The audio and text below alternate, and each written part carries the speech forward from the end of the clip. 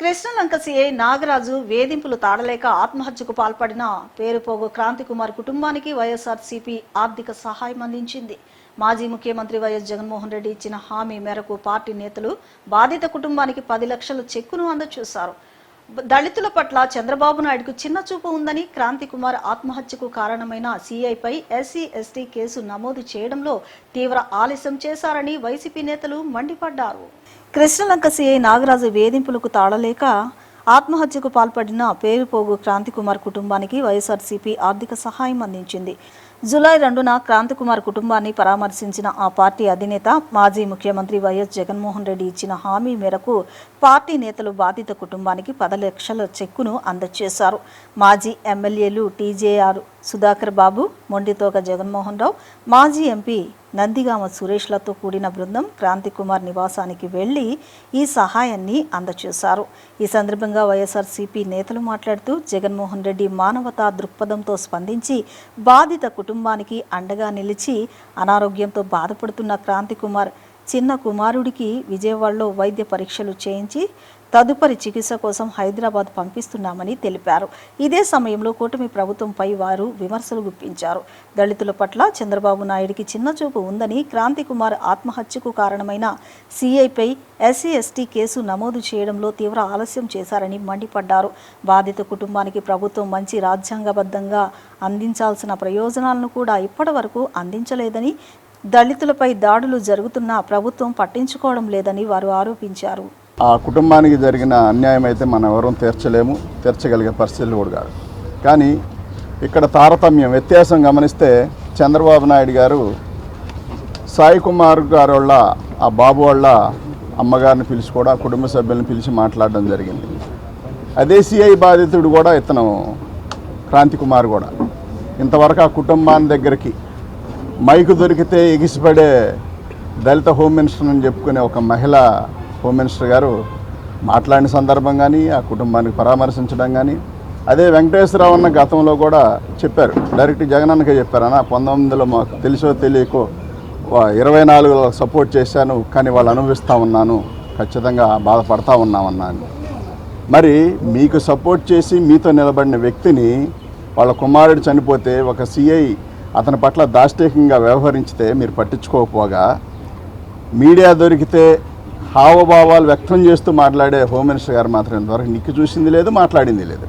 ఇక చంద్రబాబు నాయుడు గారికి దళితుల పట్ల ఉన్న వివక్ష మనం అందరం చెప్పదగింది కూడా కాదు. ఎందుకంటే ఆయన మొదటి నుంచి కూడా దళితుల పట్ల ఆయన ఒక చిన్న చూపు భావంతో ఉన్నాడు, ఎప్పుడు ఓట్లుగా చూస్తూ ఉంటాడు. ఓ దేవుడిగా కనిపించే జగన్మోహన్ రెడ్డి గారు మరోసారి తన యొక్క ధారాళత్వాన్ని, తన జాలి గుణాన్ని, దయార్థ హృదయాన్ని, క్రైస్తవ ప్రేమని ఈ కుటుంబం మీద చూపించాడు. ఇది నిజంగా ఈ ప్రపంచంలోని దళిత సామాజిక వర్గం అంతా కూడా ఆనందపడుతున్నాం, గర్వపడుతున్నాం. ఓ సరైన నాయకుడి యొక్క నాయకత్వంలో ఓ రాజకీయ పార్టీలో పనిచేస్తున్నామన్న ఆత్మసంతృప్తి కలుగుతుంది. స్థానిక శాసనసభ్యుడిగా నేను ఎలక్షన్లో పోటీ చేసి ఈ కుటుంబానికి అండగా నిలబడి జగన్మోహన్ రెడ్డి గారు చేసే ఆర్థిక సహాయంలో బహుముఖంగా దాన్ని ఆచరణాత్మకంగా చేయించడంలో నా సోదరుడు, ఇక్కడ స్థానిక అభిమాన నాయకుడు దేవినేని అవినాష్ గారు చూపించిన చొరవకు కూడా వైఎస్ఆర్ కాంగ్రెస్ పార్టీ ఎస్సీ విభాగం సంపూర్ణంగా వారికి మేము నిండు మనసుతో నమస్కారం చెప్తున్నాం. అలాగే నా తోటి ఎస్సీ విభాగం కూడా ఈ కార్యాచరణలో సంపూర్ణంగా మేము కృతజ్ఞతలు చెప్తున్నాం. ఆయన ఒక ఎంఆర్పిఎస్ ఉద్యమ నాయకుడిగా సుదీర్ఘకాలం జాతి కోసం పోరాటం చేసిన పేరుపోగు వెంకటేశ్వరరావు గారి కుటుంబంలోనే ఇంత ఘోరం జరిగితే ఈ దుర్మార్గ ప్రభుత్వం దున్నపోతు మీద వర్షం పడిన సామెతగా ముద్దు నిద్రపోతుంది చంద్రబాబు నాయుడు ప్రభుత్వం. నాకు గుర్తున్న మేరకు చంద్రబాబు నాయుడు పలు సందర్భాలలో నేనే పెద్ద మాదిగని, నేనే మాదిగా సామాజిక వర్గానికి సంబంధించిన అనేక మేళ్లు చేశానని చెప్పిన చంద్రబాబు నాయుడు ఈ రోజున రాష్ట్ర రాజధానిలో పేరుపోగు క్రాంతికుమార్ కుటుంబానికి న్యాయం ఎందుకు చేయలేదని అడుగుతున్నాను. క్రాంతికుమార్ గారికి, వారి కుటుంబానికి అండగా ఉండడానికి జగన్మోహన్ రెడ్డి గారు రాజకీయ కోణంలో అనేది కాకుండా మానవీయ కోణంలో ఈవేళ వాళ్ళకి సహాయాన్ని అందజేయడం జరిగింది. అదేవిధంగా ఈ రాష్ట్రంలో తెలుగుదేశం ప్రభుత్వం హయాంలో వ్యవస్థలు ఎలా పనిచేస్తున్నాయి అనే దానికి ఇది ఉదాహరణ. ఆయన సూసైడ్ వీడియో మాట్లాడి చనిపోయిన తర్వాత కూడా దాన్ని సుమోటోగా కేసు చేయలేదు. విజయవాడ కృష్ణలంక సిఐ నాగరాజు కారణంగానే బల్వన్ మరణం చెందిన నా బిడ్డ క్రాంతి కుమార్ విషయంలో వైఎస్ఆర్ పార్టీ చాలా స్పీడ్గా స్పందించింది. మా కుటుంబానికి అండగా నిలబడే విషయంలో వైఎస్ఆర్సీపీ పార్టీ అధినేత గౌరవనీయులు జగన్మోహన్ రెడ్డి గారు మా ఇంటికి వచ్చి మా కుటుంబ సమస్యలు అడిగి తెలుసుకొని మీ కుటుంబానికి మేము అండగా ఉంటామని చెప్పి ఒక భరోసా ఇచ్చి ఈ రోజున ఒక 10 లక్షల రూపాయలు నా మనవాళ్ళకి వాళ్ళ భవిష్యత్తుకి అంతో ఇంతో మేము సహాయకారిగా ఉంటాం, మీ బిడ్డల ఆరోగ్యాన్ని కూడా మేము పట్టించుకొని చూపిస్తాం అని చెప్పి భరోసా ఇచ్చిన గౌరవనీయులైన జగన్మోహన్ రెడ్డి గారికి ఈ సందర్భంగా నేను ప్రత్యేక కృతజ్ఞతలు తెలియజేస్తా ఉన్నా. అదేవిధంగా ఈరోజు వైఎస్ఆర్సీపీ పార్టీకి చెందిన ఎస్ఎస్ఎల్ నాయకులు సుధాకర్ గారు, అట్లనే నందిగం సురేష్ గారు, జగన్మోహన్ రావు గారు, అలాగే కనకారావు గారు, కొమ్మూరి కనకారావు గారు, ఇట్లా పెద్దలందరూ కూడా ఈరోజున ఇక్కడికి వచ్చి మేమంతా కూడా ఎస్ఎస్ఎల్ విభాగం తరఫున ఒక దళితుల మొత్తం ఏదైతే మేము మాలమాదిగలు ఉన్నామో ఐకమత్యంగా నీ బిడ్డ విషయంలో మేము అండగా ఉంటామని వాళ్ళు ఇచ్చిన భరోసాకి వాళ్ళకు కూడా ప్రత్యేక కృతజ్ఞతలు తెలియజేస్తామన్నా. మరి ముఖ్యంగా ఈరోజు ఇక్కడ విజయవాడ తూర్పు నియోజకవర్గ ఒక రథసారథిగా నడిపినటువంటి దేవినేని రాజశేఖర్ నెహ్రూ గారు ఎంతో సీనియర్ నాయకులు. విజయవాడ నగరంలోనే కాదు ఈ రాష్ట్రంలో కూడా ఆయనకు ఒక ప్రత్యేకమైన గుర్తింపు స్థానం ఉంది. ఆయన చేసినటువంటి సేవలు కూడా ఈ నియోజకవర్గానికి మేము మరవలేం. ఆయన కుమారుడైనటువంటి దేవినేని అవినాష్ గారు మా ఇంటికి వచ్చి జగన్మోహన్ రెడ్డి గారి ఆదేశాల మేరకు ఇటు ఎస్ఎస్ఎల్ విభాగం కానీ ఒక నియోజకవర్గ పరిధిలో కానీ అదేవిధంగా డివిజన్ స్థాయిలో రెహనా మేడం కానీ అదేవిధంగా మన మల్లాది విష్ణు గారు, వెల్లంపల్లి శ్రీనివాస్ గారు, ఇట్లా అందరూ కూడాను పేరు పేరున మా కుటుంబానికి అండగా నిలబడి వారు ఈరోజు చేసినటువంటి సహాయానికి వైఎస్ఆర్ పార్టీ నాయకులందరికీ మరి నా బిడ్డ విషయంలో ప్రతి ఒక్కళ్ళు తరలి వచ్చి ఈరోజు ఇక్కడ కొంతమంది లేకపోవచ్చు కాక వారందరూ మా కుటుంబానికి అండగా నిలబడినటువంటి వైఎస్ఆర్సీపీ పార్టీ నేతలందరికీ పేరు పేరున వాళ్ళకి కృతజ్ఞతలు తెలియజేస్తున్నా. గుంటూరు జిల్లా కృష్ణబాబు కాలనీలో మహిళలపై జరిగిన దాడి ఘటన తీవ్ర రాజకీయ దుమారం రేపుతోంది. ఈ ఘటన అత్యంత అమానవీయమని మాజీ మంత్రి అంబటి రాంబాబు తీవ్ర ఆగ్రహం వ్యక్తం చేశారు. బాధిత మహిళను, ఆమె కుటుంబ సభ్యులను పార్టీ నేతలు లేళ్ల అప్పిరెడ్డి, నూరి ఫాతిమాతో కలిసి పరామర్శించిన ఆయన వారికి ధైర్యం చెప్పారు. ఈ సందర్భంగా మీడియాతో మాట్లాడిన అంబటి రాంబాబు ఘటన జరిగిన వెంటనే పోలీసులు తగిన చర్యలు తీసుకోలేదని, ఫిర్యాదు చేసినప్పటికీ కేసు నమోదు చేయలేదని ఆరోపించారు. 3 రోజుల క్రితం జరిగిన ఘటనపై ఇప్పుడు మాత్రమే స్పందిస్తూ సీఎం చంద్రబాబు నాయుడు అసత్యాలు చెబుతున్నారని విమర్శించారు. టీడీపీ నేత మల్లెల మూర్తి బాధిత మహిళతో పాటు ఆమె కుమారుడిపై దాడి చేశారని ఆరోపించిన అంబటి బాధ్యులపై కఠిన చర్యలు తీసుకోవాలని డిమాండ్ చేశారు. 15వ తారీఖు సాయంత్రం 8:30 గంటల ప్రాంతంలో జరిగితే నారా చంద్రబాబు నాయుడు గారు ప్రపంచానికి నిన్న జరిగిందని చెప్తున్నాడు. ఎందుకు నిన్న జరిగిందని చెప్తున్నాడంటే ఈ 3 రోజులు యాక్షన్ తీసుకోకుండా అట్టి పెట్టారు కాబట్టి దాన్ని అలా చెప్పేటటువంటి ప్రయత్నం చేస్తున్నారు. నెంబర్ 1. నెంబర్ 2, ఇద్దరి మధ్యన తగాదా అంటున్నారు. ఇది ఇద్దరి మధ్యన తగాదా కాదు. ఆ వార్డులో ఉన్నటువంటి తెలుగుదేశం పార్టీ సెక్రటరీకి ఒక పౌరుడికి జరిగినటువంటి సంఘర్షణ. ఎందుకు జరిగింది? నేను ఆ కుటుంబాన్ని ఫాతిమా గారు వెళ్ళాం, పరామర్శించాం. విషయాలు తెలుసుకున్న తర్వాత మాత్రమే మేము మాట్లాడుతున్నాం. ఎందుకు జరిగిందో తెలుసా? ఆ బాధితురాలి యొక్క భర్త అంటే ఆ బాధితులు రోడ్డు పక్కన ఒక బోరు వేసుకున్నారు. 15 సంవత్సరాల క్రితం బోర్ను వాడుకుంటున్నారు. ఈ మధ్యన రిపేర్ వస్తే దాన్ని చేసి రిపేర్ చేసుకుంటుంటే ఈ తెలుగుదేశానికి సంబంధించినటువంటి వ్యక్తి ప్రధాన కార్యదర్శి, ఆ పార్టీ డివిజన్కి ప్రధాన కార్యదర్శి అయినటువంటి మల్లెల మూర్తి వెళ్ళి అటకాయించాడు. ఎందుకు అటకాయించామని అడిగాడు. అడిగితే ఆయన చెప్పిన మాటే, బాధితుల యొక్క భర్త చెప్పిన మాట, క్యాష్ కొట్టు పని చేసుకోమని చెప్పాడు. నేను క్యాష్ కొట్టను అన్నాడు. కొట్టనన్న తర్వాత వెళ్ళి మున్సిపాలిటీలో కంప్లైంట్ చేశాడు. మున్సిపాలిటీ వాళ్ళు వచ్చారు, తీసుకొచ్చారు అతన్ని ఒక అవతారంతో. కొంతమందిని వెంట పెట్టుకొచ్చాడు. దానిలో ట్రాన్స్జెండర్స్ ఉన్నారు. తీసుకొచ్చి భర్త పోలీస్ స్టేషన్లో ఉండగా, పోలీస్ స్టేషన్లో కేసు రిజిస్టర్ చేయమని భర్త అక్కడ కూర్చుని ఉండగా, ఎరా పోలీస్ స్టేషన్లో కేసు పెడతావా, నేను తెలుగుదేశం వాడిని, నువ్వు పోలీస్ స్టేషన్లో కేసు పెడితే కేసు రిజిస్టర్ చేస్తారా చూస్తా అని ఆ ట్రాన్స్జెండర్స్ సహాయంతో 9 మంది ఆమె మీద దాడి చేశారు. విచ్చలవిడిగా కొట్టారు. కొట్టారు పో, బట్టలు కూడా తీసేశారు. టోటల్ గా వివస్త్రం చేశారు. అవన్నీ చూపించకూడదు, నేను చూపించను. సోషల్ మీడియాలో భయంకరంగా వస్తున్నాయి, వైరల్ అవుతున్నాయి. విచ్చలవిడిగా బట్టలు ఊడదీసి నడి రోడ్డు మీద కూర్చోబెట్టారు. ఇప్పుడు మహాభారతంలో విన్నాం, వివస్త్రం చేశారు. అది కూడా పూర్తిగా కృష్ణుడు వచ్చి అడ్డుకున్నాడు. కానీ ఇక్కడ ఎవరు అడ్డుకోరా. కొడుకు అడ్డుకుంటే కొడుకు లాగేశారు, కొడుకును కొట్టారు, ఆమెను కొట్టారు. ఏం చేయాలి? ఇది ఏం జరుగుతుంది రాష్ట్రంలో? చంద్రబాబు నాయుడు గారు చెప్తున్నాడు, హామీ ఇస్తున్నాడు, మళ్ళా హామీ ఇస్తున్నాడంట. మహిళలకు ఏమన్నా జరిగితే ఊరుకోను అని. జరిగిందే. ఏం చేశాం? వెళ్ళారు, మళ్ళీ వెళ్ళారు. పాపం బావురుమంట ఆ పోలీస్ స్టేషన్లో ఉన్నటువంటి భర్త వచ్చి ఈ సంఘటన తెలుసుకొని వీళ్ళని తీసుకెళ్లాడు. కేసు రిజిస్టర్ చేయండి అన్నారు, కంప్లైంట్ ఇవ్వండి అన్నారు. 1 గంట దాకా కంప్లైంట్ రాస్తానే ఉన్నారు. 1 గంట కూడా కేసు రిజిస్టర్ చేయలే. టాలీవుడ్ లో మరో యువ హీరో ఎంట్రీకి రంగం సిద్ధమైంది. సూపర్ స్టార్ కృష్ణ నట వారసత్వాన్ని కొనసాగిస్తూ ఆయన మనవడు జయకృష్ణ హీరోగా ప్రేక్షకుల ముందుకు రానున్నారు. జయకృష్ణ ప్రధాన పాత్రలో తెరకెక్కిన తొలి చిత్రం శ్రీనివాస మంగాపురం ట్రైలర్ ఇటీవల విడుదలై సోషల్ మీడియాలో మంచి స్పందనను రాబడుతోంది. తెలుగు సినీ పరిశ్రమలో సూపర్ స్టార్ కృష్ణ కుటుంబం నుంచి మరో తరం ప్రేక్షకులను అలరించేందుకు సిద్ధమవుతోంది.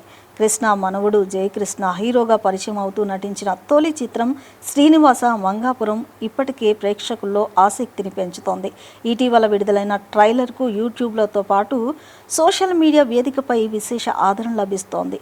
ట్రైలర్లో జయకృష్ణ నటన, హావభావాలు, dialogue delivery, mass look, screen present ఆకట్టుకునేలా ఉన్నాయని సినీ అభిమానులు అభిప్రాయపడుతున్నారు. తొలి సినిమాతోనే తనదైన ముద్ర వేయగల సామర్థ్యం జయకృష్ణలో కనిపిస్తుందంటూ నెటిజన్లు ప్రశంసలు కురిపిస్తున్నాయి.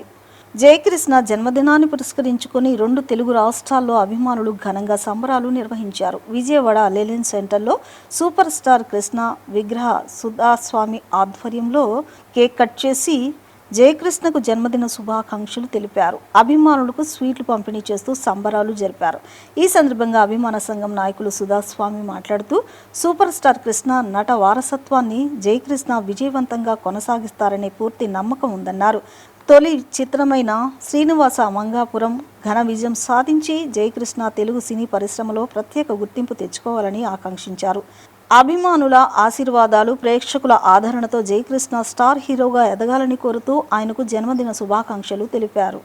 సూపర్ స్టార్ కృష్ణ గారి మనవడు జయకృష్ణ, సూపర్ స్టార్ జయకృష్ణ నటించిన మొట్టమొదటి చిత్రం శ్రీనివాస మంగాపురం ఈ నెలాఖరి 30వ తారీఖు భారీగా ప్రపంచమంతా రిలీజ్ అవుతుంది.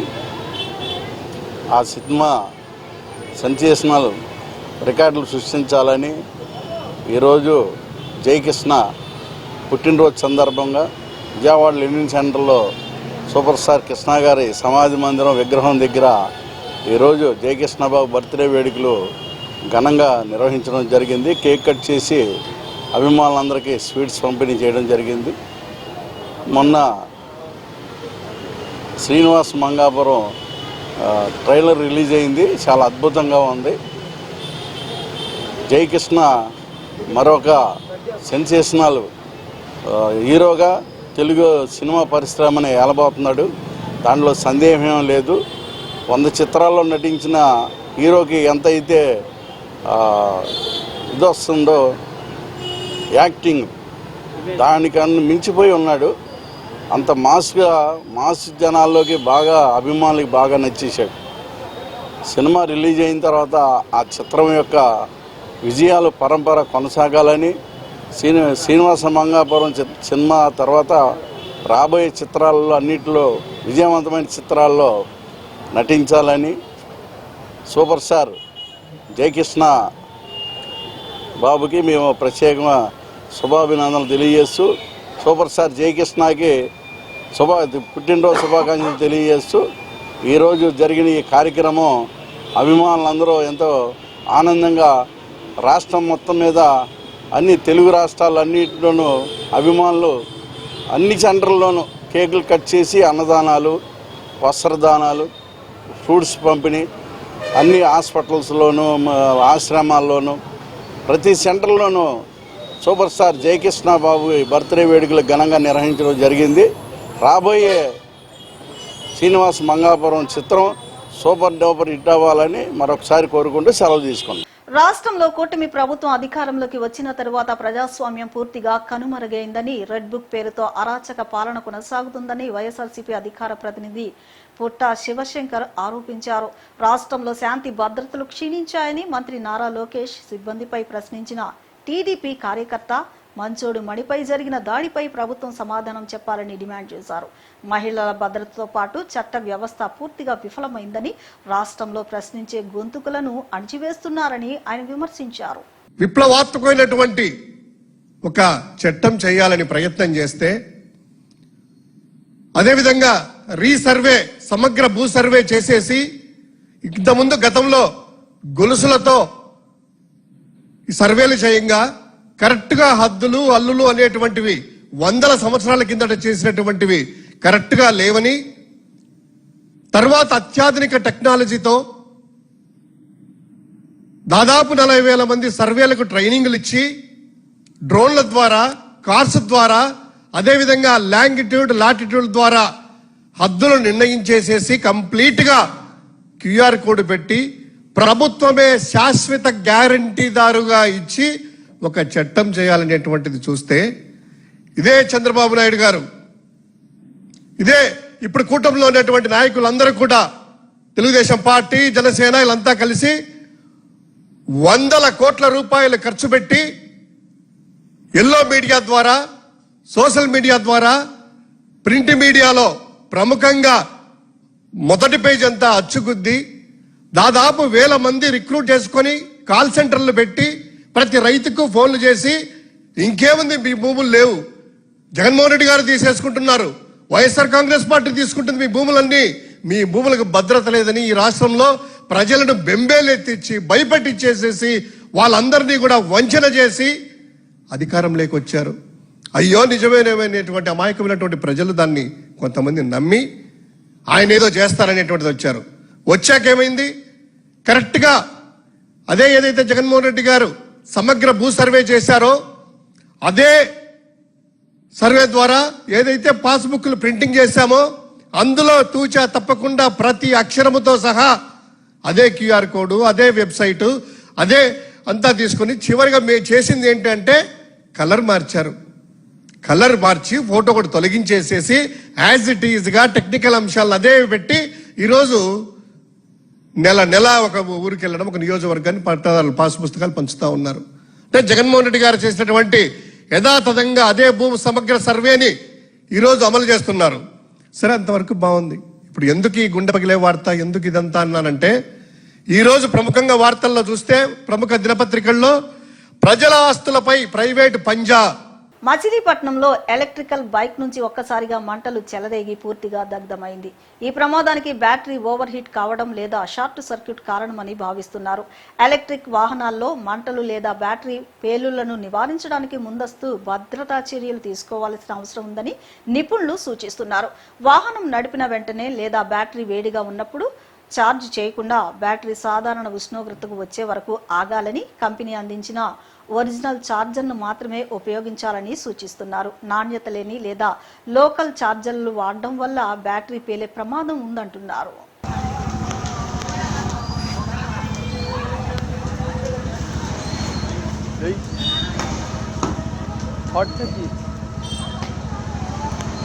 That's why it's short.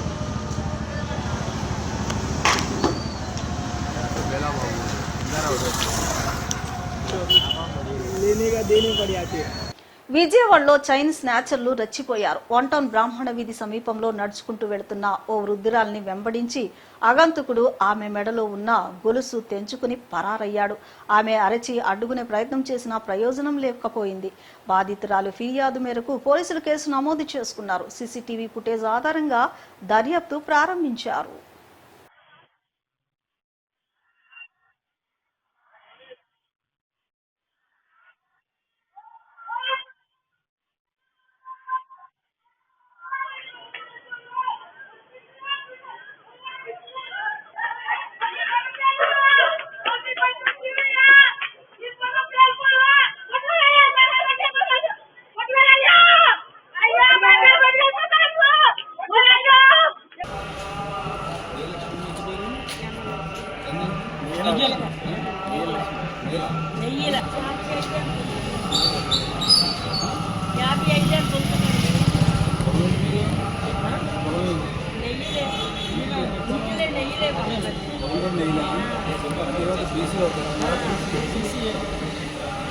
వార్తలు ముగించే ముందు ముఖ్యాంశాలు మరొకసారి.